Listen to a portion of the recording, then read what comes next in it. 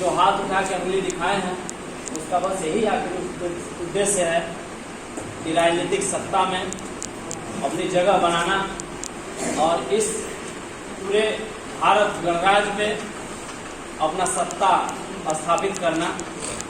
उसके लिए हम लोग निरंतर एक साथ चल रहे हैं और अभी तमाम बातें उठ रही हैं कि आज़ाद समाज पार्टी और भीम आर्मी, तो उनके लिए बस एक ही संदेश है कि भाई ने वो जो मजबूती के साथ हमारे हाथों में जो हाथ दिया और जो आंदोलनकारी एक डंडा दिया, उस डंडा का नाम भीम आर्मी है और उसमें जो झंडा लगा दिया वो आज़ाद समाज पार्टी का है और एक ही दिशा निर्देश है, उसे ढोना आपको और हमें ढोना है, तभी हम संसद तक लेके जाएंगे।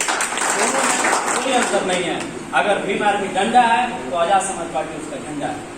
और आप लोग बहुत देर से बैठे हैं, आप सभी का मैं साधुवाद करता हूँ और जहाँ भी मेरी जरूरत होगी, मैं चाहे दुनिया के किस कोने में भी रहूँ, हमेशा भीम आर्मी में ही रहूँगा और जहाँ भी जरूरत पड़ेगी वहाँ पे अपना योगदान दूंगा पूरे आज़ाद भारत में, चाहे मेरा प्रदेश हो और चाहे कोई भी प्रदेश हो, आवाज़ उठाते रहूँगा। और दूसरी बात ये बता देना चाहता हूँ आपसे कि एक नज़र से बस देखिए कि सारे लोगों के बॉडी में बस वही लहू है जो बाबा साहब के बॉडी में था और जिस दिन इस नज़र से आप लोग देख लेंगे, दुनिया की कोई ताकत नहीं है कि जो हमें संगठित और राजनीतिक होने से रोक दे। और जितना देर से आप लोग समय दे रहे हैं उसके लिए मैं फिर से धन्यवाद देना चाहता हूँ कि आप लोग हमारी गरिमा रखे हैं। और जब से भीम आर्मी पैदा हुई है, जब से भीम आर्मी का एक एक पौधा सींचा गया है घर घर जाके, तब से आज तक पूरे आजाद भारत में जहां तक मेरे जैसे मिशनरी साथी मिले हैं जो निस्वार्थ चलने वाले हैं, वहां एक ही रहा है और एक ही होकर अंत तक रहिएगा। यही मेरा संदेश है, क्योंकि एकता में एक ताकत है और जब तक हम एक नहीं है तो संगठित नहीं है। फिर आप कह नहीं सकते हैं कि हम किसी संगठन से हैं। जहाँ संगठित है वहाँ संगठन कैसा, जहाँ हम एक नहीं वहाँ हमारा सत्ता कैसे आ सकता है। और जब हम एक होंगे, संगठित होंगे, सत्ते पे काबिज होंगे, तभी हम कह सकते हैं फख्र से कि हम आजाद समाज पार्टी के राजनीति करने वाले लीडर हैं। क्योंकि हम लोग उस कौम से आते हैं जिस कौम में अभी चुनाव का दौर चल रहा है। दूसरे लोगों को पसंद करेंगे मगर हमें पसंद नहीं कर सकते हैं, इस तरह की मानसिकता है। आज के लिए बस यही संदेश है कि अपने संगठन में जैसे हमारे समाज के लोग जुड़े हैं, उसी तरह ओबीसी समाज को हमें नेतृत्व देना होगा, चाहे हमें अपनी कुर्सी क्यों न छोड़नी पड़े। ओबीसी समाज को हम अपना नेतृत्व देंगे, मुस्लिम समाज को हम अपना नेतृत्व देंगे, जो एसटी समाज में है, जो एससी समाज में और भी बिरादरियां जो आ रही हैं, उनको भी हमें अपना समर्पण देना पड़ेगा, अपना कुर्सी देना पड़ेगा, उन्हें मान सम्मान देना पड़ेगा, उन्हें अपने से जोड़ना पड़ेगा, उन्हें 85 के धागे में पिरोना पड़ेगा, तभी जाके हम लोग राजनीति के असली सुनार बन पाएंगे, तभी किसी भी दल का हार बन पाएंगे और उसकी कीमत होगी। और जितने भी साथी हैं जो भी चुनावी रणनीति में आ चुके हैं, चुनाव रण में उतर चुके हैं, उनको भी मेरा एक संदेश है कि आप कभी भी दो आईने से मत देखिएगा, बस एक ही आईने से देखिएगा कि सारे लोग बाबा साहब के वंशज हैं और सारे लोगों को हुक्मरान बनाना आपका दायित्व है। क्योंकि जो ग्राम सभा का चुनाव लड़ रहा है उसको भी ये उद्देश्य होना चाहिए और जो जिला पंचायत का चुनाव लड़ रहा है उसे भी ये उद्देश्य होना चाहिए, जो बीडीसी जितने भी चुनाव लड़ रहा है उसे ये उद्देश्य होना चाहिए कि अकेले मैं चुनाव नहीं लड़ रहा हूँ, पूरा मेरा समाज चुनाव लड़ रहा है और कल मेरे पास कुर्सी आएगी तो पूरे समाज की कुर्सी होगी। अगर उसके लिए एक बार नहीं 1000 बार हमें कुर्सी छोड़ना पड़े तो उसके लिए हम छोड़ने के लिए तैयार है। और हमेशा हम आंदोलनकारी अपने सीने में, अपने जिगरे में हमेशा आंदोलन को जिंदा रखिएगा, चाहे मैं रहूं या ना रहूं, क्योंकि हमारा हक अधिकार आंदोलन से है और जब तक आंदोलन है तब तक हमारी ताकत है। और जिस दिन आप लोग आंदोलन खत्म कर दिए उस दिन आपकी ताकत छीन जाएगी। आपका हक अधिकार तो अभी 70 सालों में नहीं मिल पाया।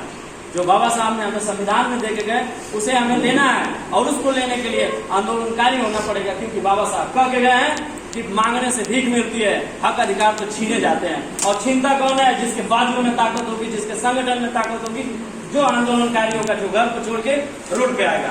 आज यहाँ पत्रकार लोग बात कर रहे हैं कि आप लोग बहुजन समाज का वोट खसका रहे हैं, उन्हें ये पता होना चाहिए कि बहुजन समाज का वोट तो है मगर उस पर सत्ता पे काबिज कौन हो रहा है। हमारे यहाँ आप किसी जिले में या किसी जिले में आप चले जाइए, हमेशा आप देखेंगे कि वोट तो हमारा है और उस पर विधायकी का चुनाव लड़ने कौन आता है? 15% का आ जाता है। कैसे आ गया? पैसे नोट दिया आ गया। राज वो करेगा कि हम करेंगे? हम तो उद्देश्य से भटक गए हैं ना। तो जब उद्देश्य से भटक जाता है, अगर कोई भी, अगर आपका वो लीडर है, अगर उद्देश्य से भटक गया है, उसके पीछे चलना छोड़ दीजिए, अपना रास्ता खुद नहीं करिए। क्योंकि हम लोग बाबा साहब और हमारे हजार महापुरुष हैं, एक लोग को भी स्मरण करेंगे तो हमेशा बहुजन सत्ता की तरफ ये रास्ता दिखाई देगा। और जब तक आप लोग पढ़ेंगे नहीं, जब तक आप लोग आगे बढ़ेंगे नहीं, और इसके लिए आपको बहुजन महापुरुषों को दोहराना पड़ेगा, उनको स्मरण करना पड़ेगा। आप लोग देखते होंगे, चाहे मेरा छोटा पदाधिकारी हो चाहे बड़ा पदाधिकारी हो, मेरा चैलेंज है पूरे प्रदेश में, पूरे देश में, अगर कोई भी पदाधिकारी मुझे तुम करते हुए, बात करते हुए बता दे तो फिर मैं नहीं। क्योंकि आप मेरे हैं, आप हैं तो मैं हूँ, मैं हूँ तो आप हैं, और हमें हम होके चलना पड़ेगा, ना कि तुम और मैं में चलना पड़ेगा। क्योंकि एकता ही हमारी ताकत है। और आज हम नहीं कह रहे हैं, पूरा मनवाद कह रहा है कि सबसे बड़ा पूरे विश्व में सबसे ताकतवर अगर कोई संगठन है तो भीम आर्मी संगठन है। ये आप सभी, और हमें बहुत फक्र होता है अपने साथियों को देख के।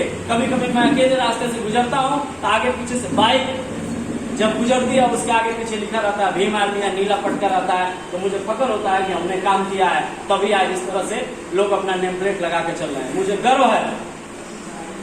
और एक बात और बता देना चाहता हूँ कि मैं इतना किया हूँ तो आप लोगों तक आया हूँ, आप लोग कर लीजिए, फिर कितना कहाँ तक पहुँचना होगा आप खुद तय कर सकते हैं। आने वाले समय में मैं वो चाहता हूँ कि ये लोग हमारे सामने मनवादी जो ताकतें हैं, सत्ता की भीख मांगे कि हमें भी सत्ता का टेस्ट दे दो, मगर उन्हें हमें देना क्या है? जो हमें आज से गुलाम बना के और आज तक वो लोग हमें जो देते आए हैं वही देना है। क्योंकि हमें बदला का भावना जब तक नहीं रहेगा तब तक आंदोलन नहीं हो सकता, और जब तक आंदोलन नहीं हो सकता तब तक संगठित नहीं हो सकते, और जब तक संगठित नहीं हो सकते तब तक सत्ताधारी नहीं हो सकते, और जब तक सत्ताधारी नहीं हो सकते तब तक अपने कौम और समाज का हक अधिकार दिला नहीं सकते, और जब तक हक अधिकार नहीं दिला सकते तो आप बाबा साहब के सपने को साकार नहीं कर सकते। इसी के साथ आप सभी का दिल से मैं आभार व्यक्त करता हूँ, शुक्रिया। जो भी जिस भी समाज के लोग आए हैं, जो हमारे समाज के हैं, उन्हें भी आभार है। और जो ओबीसी समाज के जितने भी साथी इसमें बैठे हैं, आप लोगों को मैं क्रांतिकारी जय भीम सलूट करता हूँ। और आप लोगों के सम्मान में जहाँ भी कोई कमी आएगी उसके लिए मैं क्षमा याचना नहीं चाहूँगा, क्योंकि अभी हमारा समाज सीख रहा है और इसमें आप लोग अपनी ऊर्जा सकारात्मक लगाइए। और एक चीज और मैं बता देना चाहता हूँ, एक और दिशा निर्देश है हमारे छोटे और बड़े पदाधिकारियों को, क्योंकि अभी कल भाई जी लखनऊ में बोल रहे थे कि भीम आर्मी के प्रदेश अध्यक्ष जी बैठे हुए थे और दिशा निर्देशित किए कि अपने कार्यकर्ताओं से कह दीजिए कि अनुशासन बना के रखें। तो आप लोग समझ सकते हैं कि जब भाई अगर बोल दिए तो उसका मर मिटना होगा। अनुशासन के लिए हमें अगर कुर्सी भी छोड़ना पड़े, कुर्सी देना पड़े, या फिर झाड़ू भी लगाना पड़े, तो हम अनुशासन बना के रखेंगे, क्योंकि हम एक भीम आर्मी के सिपाही हैं, हम एक भीम आर्मी के कार्यकर्ता हैं। और जब तक हम लोग एक दूसरे को सम्मान नहीं देंगे, जब तक एक दूसरे को मान सम्मान नहीं देंगे, तब तक हम स्वाभिमानी कैसे हो सकते हैं, तब तक हम मान सम्मान दिला कैसे सकते हैं, किसी के स्वाभिमान की लड़ाई कैसे लड़ सकते हैं। मैं इसी के साथ अपनी बारी को विराम देता हूँ। अगर किसी साथी को मेरी बातें बुरी लगी हो तो उसके लिए मैं क्षमा चाहता हूँ। बहुत बहुत धन्यवाद। जय भीम, जय भीम आर्मी।